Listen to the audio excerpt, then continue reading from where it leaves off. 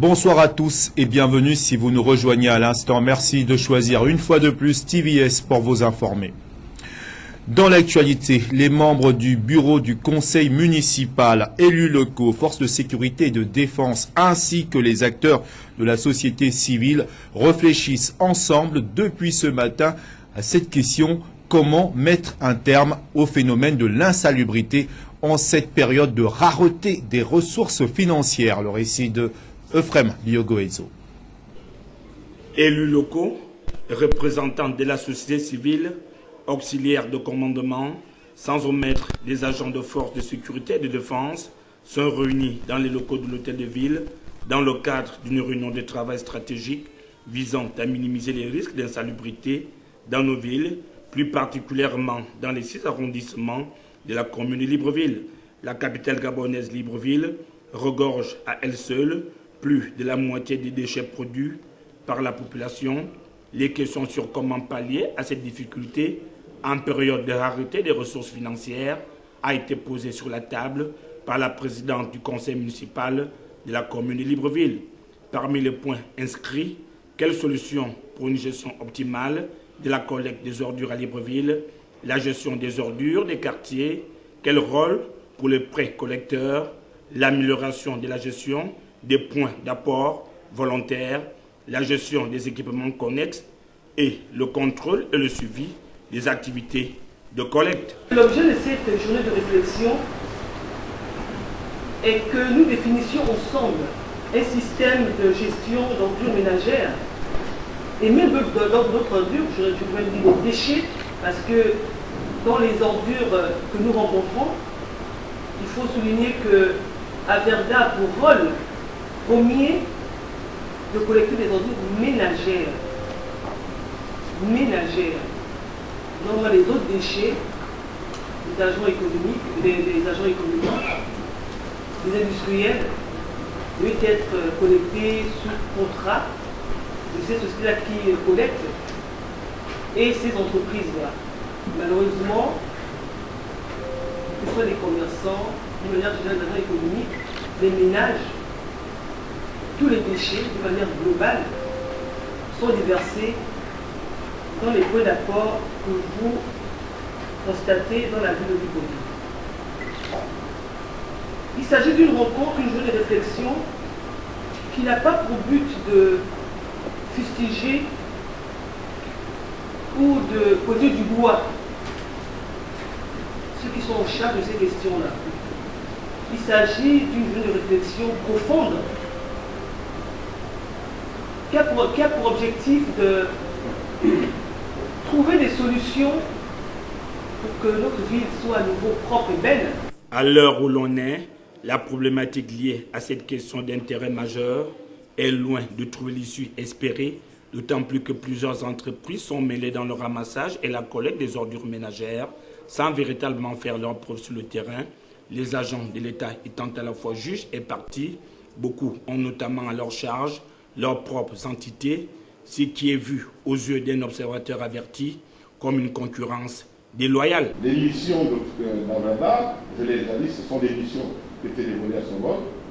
Et on a ajouté à ces missions, n'est-ce pas, le balayage de rue, mécanique et mécanisé, je veux dire, le balayage de rue mécanisé, mais aussi manuel. De même, le gouvernement a ajouté une autre priorité, c'est le curage mécanique. Deux missions qui n'étaient pas dans la première convention de concession qui engageait l'État, la mairie de ville, d'une part, et la société sauveur. Et depuis la mise en place de la société sauveur, ensuite à Averda, et surtout parlons d'Averda, il faudrait le dire ici, on peut, sans risque de nous tromper, et sans exagération, que la société Averda a apporté, et chacun de nous peut se satisfaire du travail au départ de cette société, qui a apporté des innovations dans le cadre de la collecte. Des recommandations issues de ces toutes premières assises du genre feront l'objet d'une importante communication. Rien à voir avec ce qui précède. Les femmes de la CNSS, Caisse nationale de sécurité sociale, ne sont pas restées en marge des festivités marquant la 20e édition de la célébration de la Journée nationale de la femme gabonaise. Elles en ont plutôt profité pour exposer leur création des produits issus des activités auxquelles elles s'adonnent en dehors, on s'en doute, de leurs heures de travail. Marielle Ecom. L'explanade de la Caisse nationale de sécurité sociale a refusé du monde à l'occasion de la célébration en différé de la Journée nationale de la femme. La volonté des plus hautes autorités de l'État de promouvoir la femme, traduite par la célébration d'une journée de la femme, est bien la manifestation de la reconnaissance du rôle de celle-ci dans la société gabonaise. C'est leur journée et il faut la célébrer. Ce n'est pas parce que nous sommes dans une entreprise que nous ne sommes pas des femmes. Et en plus, c'est une entreprise qui est gérée par une femme. Et quelle femme qui gère un mouvement féministe? Donc vous comprenez que c'est vraiment la fête de la femme. Nous la célébrons de notre façon. Donc nous sommes secrétaires, nous sommes comptables, nous sommes mères. Dans notre intimité, nous avons des activités que nous faisons. Et c'est ce que nous sommes venus montrer ici. Il y en a qui font la coiffure, il y en a qui font l'esthétique, il y en a qui font la cuisine, il y en a qui font de l'artisanat. Donc elles sont venues montrer à leurs sœurs ce qu'elles peuvent faire. Et puis c'est une occasion aussi pour elles de vendre ce qu'elles font.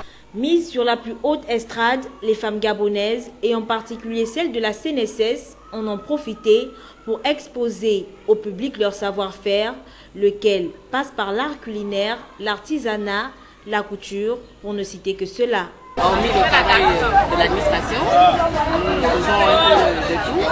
Dans les produits ouvriers, vous voyez, nous avons le citron bio. Nous avons ici, on fait essentiellement dans les huiles essentielles. Nous avons le beurre de karité, l'huile d'amande, l'huile de coco, l'huile de carotte. La prise en compte des femmes rurales et autochtones, gage d'un développement inclusif et durable, c'est le thème choisi cette année afin de susciter un intérêt réel autour de la femme rurale dans tous les domaines. L'organisation de la Journée nationale de la femme gabonaise a été également l'occasion d'interpeller d'autres femmes comme la plupart, notamment les femmes rurales et autochtones, à une prise de conscience de leurs valeurs. Je me réjouis de cette organisation de la Journée nationale de la femme parce que là, le Gabon célèbre la femme qui donne la vie, la femme qui est mère, la femme qui est la femme au foyer. Et ce qui m'a beaucoup intéressée parce que sur les thèmes qui sont notés, on a parlé de la femme rurale, la femme autochtone. Parce que vraiment, sans vous le cacher, on a toujours oublié le travail qu'abat cette femme rurale et cette femme autochtone et la potentialité qu'elle détient, tout en élevant ses enfants sans aller dans un bureau climatisé. Elle, c'est la maison et la brousse, la terre, la machette, la pelle, la houe. Et vraiment, je suis très contente pour les interventions, surtout les interventions. Vous voyez les explications de Madame Honorine Zedi Tegue, Madame Boga et Madame l'autre, les magistrats, Madame Ngema, les magistrats. Vraiment, j'aurais souhaité que toutes les femmes soient là. Parce que c'est des moments de formation, d'information. Quand vous avez des informations personnelles, ça vous permet d'essayer de résoudre certains problèmes au quotidien. Et puis dans le courant des activités ayant marqué la célébration de la 20e édition de la Journée nationale de la femme gabonaise, les membres du mouvement national des femmes de l'Union nationale ont fait une déclaration dans laquelle, écoutez bien, elles affirment ne pas percevoir l'utilité de l'annonce de la gratuité des accouchements en République gabonaise à partir du moment où il existe déjà la CNAM-GS. Elle dénonce également le fait que les filles de moins de 18 ans ne soient pas concernées par la dite mesure. Écoutons Marie-Agnès Koumba, coordinatrice nationale de ce mouvement. Les Gabonaises ne perçoivent pas l'utilité de cette annonce à partir du moment où le dispositif existant prend déjà en compte cet acte, c'est-à-dire les accouchements à travers la CNAM-GS. Même pour les non-immatriculés, cette structure a pris le soin d'installer un guichet d'enrôlement dans ses représentations hospitalières. Si le dispositif déjà existant, mis en place par la CNAM-GS, demande à être amélioré, il doit continuer à être inclusif. Exclure les filles de moins de 18 ans est contre-productif, car il n'est pas rare de rencontrer des filles enceintes, même dans les écoles primaires, donc dès l'âge de 11-12 ans. Et je peux ajouter que la majorité relève des couches sociales les plus démunies et donc ont besoin de prise en charge, de soutien. Ne touchons pas aux acquis. Progressons plutôt vers un renforcement du statut de la femme enceinte. Après la gratuité de l'accouchement, que doit-on faire pour la fourniture de médicaments gratuits? L'augmentation du nombre de lits dans les maternités, la diminution du taux de mortalité maternelle et infantile, ainsi que l'offre aux femmes victimes de stérilité secondaire de méthodes alternatives de procréation assistée, afin de susciter un accroissement des naissances et par conséquent l'augmentation tant recherchée de notre population. Et rien à voir avec ce qui précède, après des jours intenses de travaux, lesquels ont conduit aux membres de la commission de la ad hoc du Centre gabonais des élections à retenir seulement 10 commanditaires sur la vingtaine de postulants. Un rapport a été remis hier soir aux membres du collège spécial en charge de faire le choix sur celui qui présidera le CGE, le Centre gabonais des élections. Euphrem Biogoezo. Après examen et les auditions consacrées aux postulants à la présidence du Centre gabonais des élections, lesquelles se sont déroulées pendant 6 jours au siège du CGE, sous la supervision des 8 membres de la commission ad hoc, au terme de la première étape consacrée à ce processus, le CGE, emmené par les responsables de cette commission ad hoc, a rendu public les identités des personnes retenues pour le second tour au nombre de 10 sur les 27 noms. Au départ, Michel Mngamison en personne a expliqué les réelles motivations de ce choix, bien que difficile car il en va des attentes du peuple qui souhaite voir à la tête du CGE une personnalité intègre et compétente.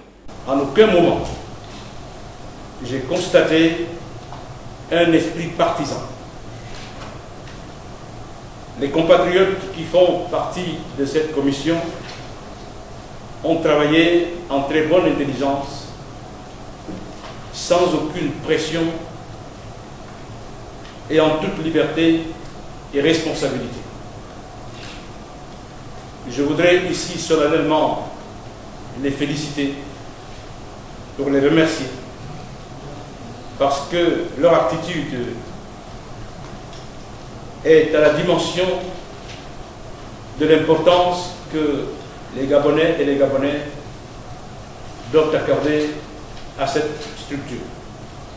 Le travail ainsi conçu tel que souhaité par l'ensemble des parties prenantes a été transmis à Syriac Mouradjami, du reste président du collège spécial, en vue d'achever avec ses pairs en toute quiétude ce processus entamé depuis le 18 avril dernier, lequel devrait aboutir dans les tout prochains jours à une issue finale, car celui ou celle qui devrait être aux commandes du CGE sortira de cette dernière messe qui désormais compte 10 prétendants, dont une femme. Sur la base de l'interprétation des 10 textes et tenant compte des notions de neutralité et d'impartialité, certains dossiers des candidats ont été rejetés en raison des critères suivants. Le critère d'âge, 2 candidats concernés. L'arrêté nous disait 45 ans minimum. Nous avons eu des candidatures de 44 ans et de 40 ans. Ensuite, l'appartenance politique. 9 candidatures ont sont concernées par ce critère. Par ailleurs, 7 autres candidats ont été recalés après examen des dossiers parce que n'ayant pas atteint la moyenne requise arrêtée par consensus par l'ensemble des commissaires. Celle-ci étant de 85 sur 100, conformément à la pondération retenue par les commissaires. Ces candidats sont tous apolitiques et juste d'une expérience avérée dans la gestion de la chose publique au sein de l'administration gabonaise. Les heures à venir s'avèrent donc cruciales, non seulement pour les postulants, mais aussi pour les hommes en charge d'opérer le meilleur choix, celui-là même qui fera l'unanimité. Et pour compléter ce sujet, Marie-Rosine Itsana, secrétaire au sein de la commission ad hoc du Centre gabonais des élections, a rendu public les noms des candidats devant poursuivre cette aventure qui devrait connaître son épilogue cette semaine. C'est ainsi que les candidats listés par ordre alphabétique dans le tableau que je vais lire ont atteint une note supérieure ou égale à 85 sur 100. Et par conséquent, leurs dossiers seront transmis au collège spécial ce 24 avril. Il s'agit donc, par ordre alphabétique, de M. Atomondong Pierre Siméon, M. Bibalou Kumba Moïse, M. Iyongi Alain Christian, M. Mambundu Wenceslas, M. Miko Jean, M. Minsa Jean-Pierre, M. Moussabou Jean-Bernard, M. Moussirou Mouyama Auguste, M. Tuntum Mengwele Jean-Marie et enfin Mme Tsam Zeng Arlette, la seule femme retenue. Je vous remercie. Actualité en province, odeur nauséabonde due à l'amoncellement des ordures dans la capitale économique. La prolifération des mouches inquiète de plus en plus les populations. Le récit de Iriel Nansimberkuna. Combien de fois décrié par les populations, mais le problème d'insalubrité demeure dans Port-Gentil, la Belle, qui semble avoir perdu son aspect reluisant du fait des immondices qui jonchent tous les coins de rue, entraînant des odeurs qui ne trouvent pas de qualificatif et qui s'amplifient à la moindre tombée de pluie, les eaux accélérant le processus de décomposition des déchets. Je ne sais pas ce qui se passe, mais avec les soucis qui se passent, je ne sais pas si c'est la mairie qui est derrière, si le service qui s'occupe de ça a les difficultés de... Je sais pas, on ne sait pas vraiment le vrai problème, mais on est vraiment dessus. Vraiment, c'est inconcevable et c'est impensable parce que il n'y a pas qu'ici, c'est partout dans tous les carrefours. Il y a un bar à côté, tu peux boire une bière, c'est les odeurs qui vous reçoivent. Mais il n'y a même pas le goût de boire. C'est vraiment impossible. Mais j'espère qu'il faudrait qu'on... Je ne sais pas, c'est la mairie qui s'occupe quand même de ce genre de tas. Il faudrait qu'ils trouvent une solution de faire un débarrassement parce qu'il n'y a pas que ici, partout, dans tous les carrefours. Vraiment, il y a une saturation. Outre les odeurs et les routes qui sont désormais barrées par ces ordures qui ne cessent de s'amonceler au fil des jours, c'est un phénomène de mouche qui s'observe. Un insecte perçu comme malpropre, perturbateur et vecteur de germes, celui-ci se posant n'importe où, en particulier sur les aliments, avec un risque de transmission d'agents pathogènes qu'elle contracte un peu partout dans la nature. Il y a trop, et puis les enfants tous beaucoup. Pour les mouches. Il y a la mouche qui est dans ta tête, par-ci, par-là. Et c'est inconcevable qu'une ville qui est la capitale économique, que nous allons nous retrouver dans ce genre de tas. C'est vraiment inconcevable. Puisqu'on en parle, les maladies se font remarquer, surtout chez les enfants, qui s'avèrent être plus sensibles aux bactéries. Le service qui s'occupe de ça a les difficultés de... Je sais pas, on ne sait pas vraiment le vrai problème, mais on est vraiment dessus. Je pense que c'est une pollution qui risque de nous rendre malades. Mais il faut qu'on trouve une solution pour dégager cette poubelle. Que se passe-t-il dans la ville de Port-Gentil? C'est la question qui ne cesse de tarauder les esprits des concitoyens alors que ce problème continue de prendre de l'ampleur. Face au silence de l'hôtel de ville qui semble insensible à cette pollution, les populations sont à bout. Former les Port-Gentillaises sur les règles élémentaires d'hygiène en matière de commercialisation des aliments, c'est le but visé par une ONG locale, une activité qui rentre dans le cadre de la promotion des mécanismes d'autonomisation de la femme. Iriel Nansimberkuna. À Port-Gentil et partout ailleurs, les personnes travaillant manquent de temps pour effectuer certaines tâches domestiques, entre autres. Pour y remédier, il y en a qui optent pour ce qu'il y a de plus facile. Le cas des aliments qu'ils doivent consommer, notamment des boîtes de conserve, dont plusieurs sont désormais faites à la maison par bon nombre de femmes décidées à se prendre en main. Les fonctionnaires n'ont pas le temps de préparer. C'est des journées continues. Et le fonctionnaire, lorsqu'il a juste une petite pause, il faut juste grignoter. Il faut donc avoir des pots d'oseille, aubergines, oseille, des pots comme ça prêts à manger. Cependant, les femmes ayant choisi de vendre ce type d'aliments prêts à la consommation doivent tenir compte des mesures hygiéniques quand on sait que les fruits et légumes vendus dans nos marchés ne sont pas des plus sains au regard des poubelles qui se trouvent toujours à proximité des étals, entre les mouches et les odeurs pestilentielles. L'objectif étant d'éviter toute contamination microbienne. Mais l'hygiène, c'est important pour éviter les fièvres, pour éviter les microbes. Avant de toucher les aliments, il faut toujours laver nos mains jusqu'au niveau du coude, avec des savons bien sûr. Parce qu'on doit toujours être propre. Des règles à ne surtout pas prendre à la légère, la santé des usagers étant primordiale, mais aussi pour fidéliser la clientèle.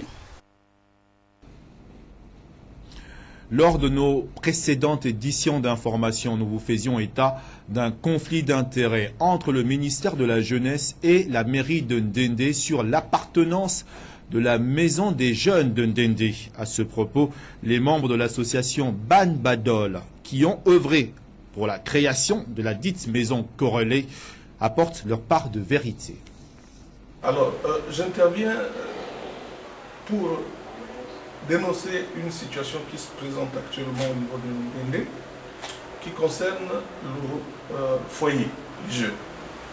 Le foyer des jeunes est un bâtiment qui a été construit sur la demande de l'association Ban Badol par le président de la République, Feu Elhadji Omar Bongo Ondimba.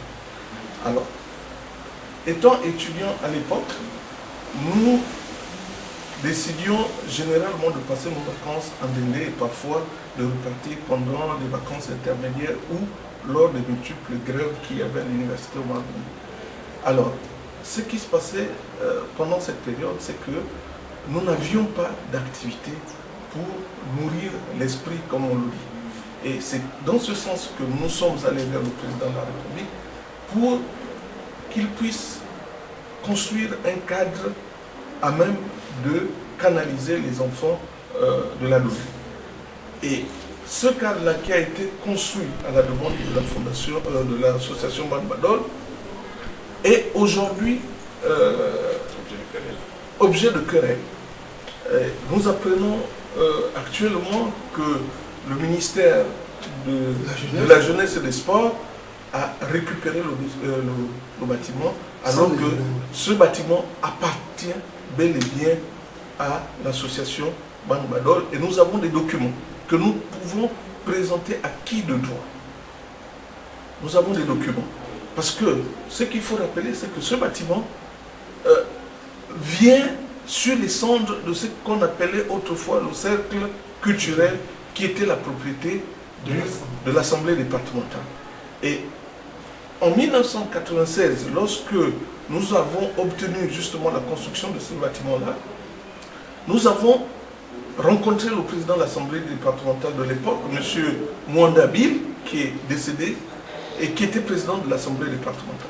Alors c'est lui qui nous a attribué le terrain et l'ancien bâtiment que nous avons d'ailleurs détruit pour construire ce bâtiment-là qui devrait servir de siège et en même temps de salle de jeunes pour la population de Ndendé. Or, il s'avère qu'il y a des gens qui ont récupéré ce bâtiment pour faire du business, et aujourd'hui, on se retrouve avec un bâtiment qui a été presque arraché à l'association Ban Badol. Donc nous, tout ce que nous demandons, c'est que nous puissions nous asseoir avec le ministère, que nous puissions, comment on appelle, établir un partenariat, parce que nous avons cédé ce bâtiment à la mairie qui a l'intention de mettre en place une bibliothèque municipale. Et je pense que ça va dans le sens des missions qui ont été assignées à notre association lorsque nous l'avons créée. Donc nous, ce que nous réclamons, c'est que cette association, ce bâtiment-là, puisse revenir à l'Assemblée, à la mairie de Délé, avec un contrat que nous allons établir pour voir comment nous pouvons gérer, parce que nous sommes parmi ceux qui ont été les initiateurs de ce projet-là. Et l'actualité, c'est également hors de nos frontières. Vincent Bolloré a été placé en garde à vue mardi dans le cadre d'une enquête sur des soupçons de corruption visant l'obtention de concessions au Togo et en Guinée. Le groupe Bolloré, dont il est le PDG, est présent dans 46 pays du continent. Presse internationale. L'Afrique, cœur de l'empire Bolloré. Une présence dans plus de 40 pays, notamment au travers d'activités logistiques. Du Congo jusqu'à la Guinée, en passant par le Togo ou le Gabon, la filiale du groupe sur le continent gère 16 ports maritimes et une vingtaine de ports secs et terminaux conteneurs. Une activité lucrative et pour cause, 92% des imports-exports en Afrique se font par voie maritime. Contrôler les ports revient donc à contrôler le commerce. D'autant que le potentiel de croissance est immense. En 10 ans, les volumes échangés entre l'Asie et l'Afrique ont été multipliés par 10. Omniprésent sur les ports, mais aussi sur les rails, le groupe Bolloré détient la majorité dans 3 concessions ferroviaires en Afrique.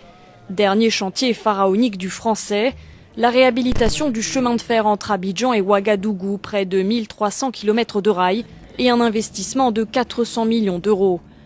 Bolloré en Afrique, c'est aussi des plantations d'huile de palme. Depuis 1995, l'entrepreneur est actionnaire d'un groupe financier luxembourgeois qui gère des dizaines de milliers d'hectares d'exploitation.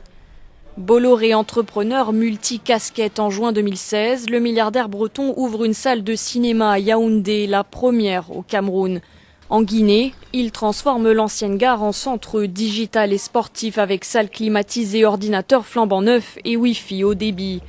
Vincent Bolloré dit avoir investi 2 milliards en Afrique ces 8 dernières années et le continent le lui rend bien. L'Afrique représente plus de 80% des bénéfices du groupe, 2,5 milliards d'euros de chiffre d'affaires en 2017. Au Canada, au lendemain d'une attaque à la camionnette à Toronto qui a fait au moins 10 morts et 15 blessés, le Premier ministre Justin Trudeau s'est adressé à la presse. Selon lui, il ne s'agit pas d'une attaque contre la sécurité nationale. Presse internationale. L'émotion est toujours présente ce mardi matin à Toronto. Sur ce trottoir de la ville, plusieurs personnes sont venues rendre hommage aux victimes, fauchées lundi par une camionnette. J'ai du mal à exprimer la peine que je ressens pour toutes les personnes qui ont été tuées lors de cette horrible journée. L'enquête, elle, se poursuit. Pour l'heure, la police canadienne écarte l'hypothèse terroriste. Ce mardi, le suspect a été inculpé de 10 meurtres avec préméditation. Le Premier ministre canadien a déclaré que les raisons qui ont poussé le chauffeur de la camionnette à passer à l'acte restaient inconnues. C'est assez clair qu'il n'y a pas de connexion à la sécurité nationale comme telle. Pour les motifs, les motivations, ça va prendre encore un peu de temps pour comprendre qu'est-ce qui était dans la tête de l'agresseur dans cette situation. Lundi, vers 14 h dans le nord de Toronto, cet homme qui vient de semer la terreur est filmé par un passant. Un objet en main, il tient en joue le policier qui tente de l'arrêter. Le face-à-face ne dure pas, l'homme finit par reculer. Il jette l'objet à terre et le policier maîtrise le suspect. Au volant de cette camionnette, il vient de parcourir près d'1 kilomètre sur les trottoirs de cette rue où déambulent alors de nombreux piétons.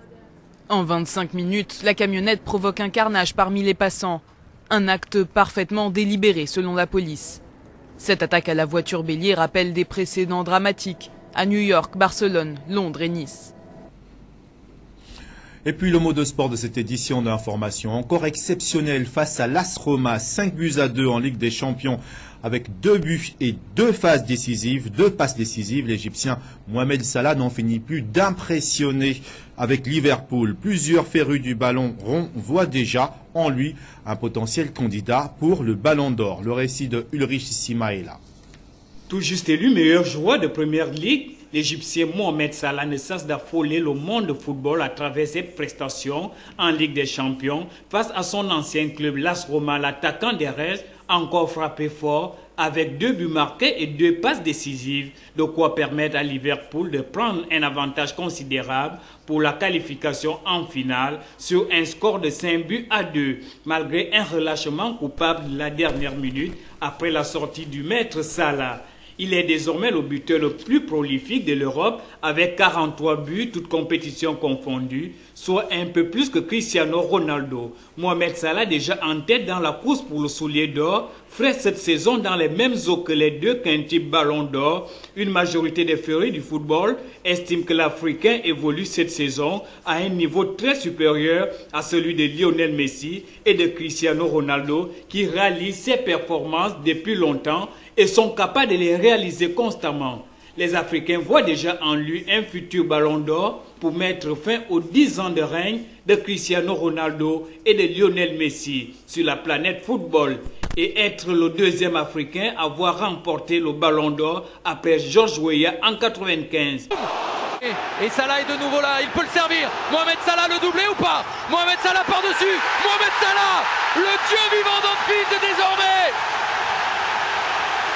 Tout réussi à l'Égyptien, il est irrésistible, il enchaîne les buts, il est également très utile dans le jeu car c'est lui qui fait jouer ses coéquipiers et ces derniers profitent tout simplement des prestiges du pharaon. L'Égyptien de 25 ans qui a débuté sa carrière européenne avec le club de FC Bâle en Suisse avant d'aller tour à tour dans les clubs suivants, Chelsea, Fiorentina, l'AS Roma et Liverpool. Il compte 31 buts marqués en 33 journées dans le championnat anglais et 12 buts marqués en 8 matchs en Ligue des Champions.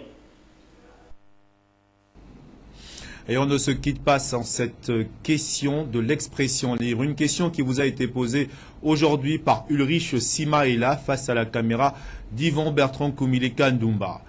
Quel pays de l'Afrique centrale n'est pas membre de la CEMAC, Communauté économique et monétaire de l'Afrique centrale? Oui, l'Afrique centrale n'est pas membre de la CEMAC. Pas le Zaïre. Il n'est pas membre de la CEMAC. Oui. Ça retenait pas si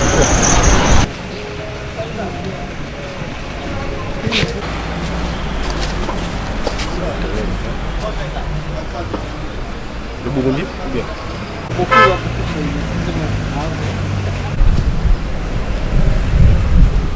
Et je crois que c'est RDC.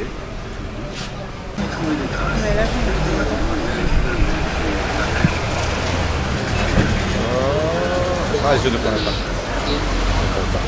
Quel est ce pays de l'Afrique centrale? On connaît l'Afrique centrale, non? Ouais. Voilà, qui n'est pas membre de la CEMAC.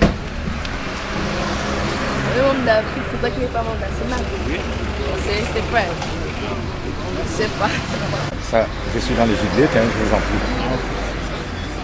Parce que l'Afrique centrale, dans l'Afrique centrale, on a le Gabon, on a le Cameroun, on a la Guinée équatoriale, on a la République du Congo, on a le Congo, on a la Centrafrique, on a le Tchad, 6 pays. Maintenant, dans les 6 pays, qui n'est pas de la CEMAC? Je pense que tous les pays de l'Afrique centrale sont dans la CEMAC, sauf l'Afrique de l'Ouest qui en ce moment envisage de sortir de la CEMAC, qui sont en train de vouloir sortir du franc français, bon, du CFA. Mais sinon, les 6 pays de l'Afrique centrale font partie de la CEMAC. Bon, sauf si vous me donnez une information, mais c'est ce que je connais. Hein. Ok.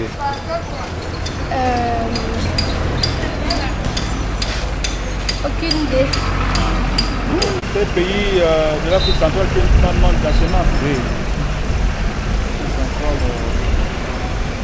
Je crois pas. Je crois qu'aucun pays n'est pas membre de la CEMAC, parce que tous les pays sont membres de la CEMAC, je crois bien.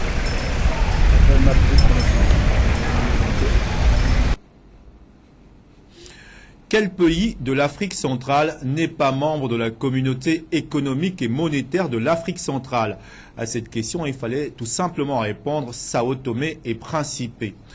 Petit mémo de géographie, Sao Tomé et Principe est un des plus petits pays d'Afrique avec une superficie d'environ 1000 km². Il se trouve entre les côtes gabonaises et celles de la Guinée équatoriale.